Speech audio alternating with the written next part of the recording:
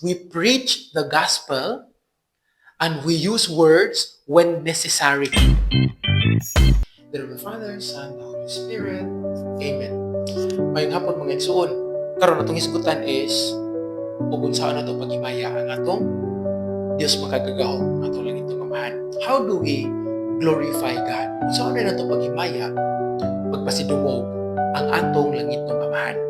So una, ang paghimaya dahil nato sa atong Ginoo, ang paghatag ng kahimayaan sa iyang ngalan, mao dahil ang pagtahod niya sa iyang pagkagamhanan, sa iyang pagkaginoo, sa iyang paghatag ng kinabuhi, sa tanan niyang binuhat o gibuhat kanindot, kauban na tana.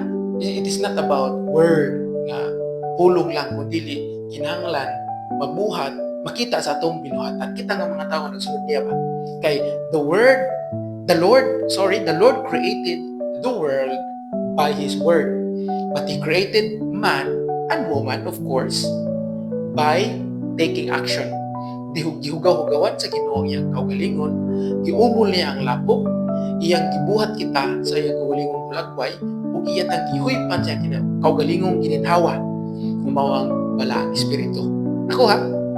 So, with that, kitang mga tao, tungod kay gibuhat ni sa Ginoo, iyang ihatag ka nato ang tanan, kauban natong kinabuhi, kinahanglan ato siya katagan sa pasidungog, angay og matarong lang gayon ngadto siya daygon pasalamatan ato siyang pasidunggan atong himayaon ang iyang balaang ngalan. Amen ba?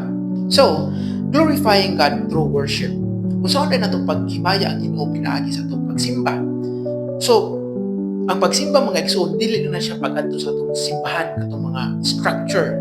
That is one very important symbol or sign na kita naghimaya niya kaya atong gihatag atong kaugalingon atong oras sa pagpaminaw o pag-experience sa iyang presensya pinaagi sa balaang misa. Ang pag-ampo matag adlaw, ang pagtawag sa iyang ngalan, ang paghisgot sa iyang ngalan diha sa atong pundok, ginagmay pundok, diba, sa atong community, sa atong pamilya. Importante kay maigsuon nga mag-ampo ta kauban atong pamilya. Sugdan nato atong adlaw pinaagi sa pag-ampo. And in that way, kung ato na mabuhat sa atong pamilya, ngadto na sa atong mga communities, ngadto na sa atong society, makita sa mga tao nga kita Kristiyanong balaan tungod sa atong mga binuhatan, nakahatag-tag kahimayaan sa atong langit ng amahan. Now, glorifying God through loving others. Kani medyo challenging niya maigsuon. Ang paghatag kuno kahimayaan or pagpasidungog sa atong Ginoo pinaagi sa atong gugma ngadto sa uban. Niari man gani ang Ginoo paghigugma sa mga makasasala. Makasasala ta dili. Makasasala kaayo. Gihigugma ta sa Dios. Therefore, we too in return mahigugma ta sa atong Ginoo pinaagi sa atong paghigugma sa atong mga kaigsuonan. Glorifying God by sharing the gospel. Kani, medyo challenging po siya maigsoon. Kinahanglan natong paningkamutan ang paghimaya sa ngalan sa Dios pinaagi sa ebanghelyo. Dili na kinahanglan nga doon natin tapukong daghang kayo mga tao, mag-set up ng nindot nga set up, yan natin nindot nga microphone or speaker niya, sugo rin sa sakyaw sa pulo sa kana, nindot na siya, pero kita mga yanong Kristiyano, kinahanglan nga, bisan gani sa itong panimalay, maantigo ta nga mo share sa pulong sa Dios. We live our faith by living the gospel. In fact, in reality, nga kinahanglan, pagsugod pa lang sa itong kabuntagon, mantigo na ta mo dahil maghimaya sa Ginoo pinaagi sa pag-ampo.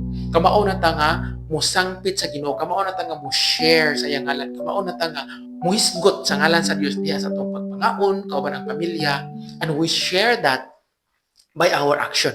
According to Saint Francis of Assisi, niingon siya nga, we preach the gospel and we use words when necessary. Ato kunong isangyaw ang ebanghelyo ug mogamit ang mga pulong kung kinahanglanon. He simply meant ang iyang pasabot nga atong isangyaw ang ebanghelyo pinaagi sa atong buhat.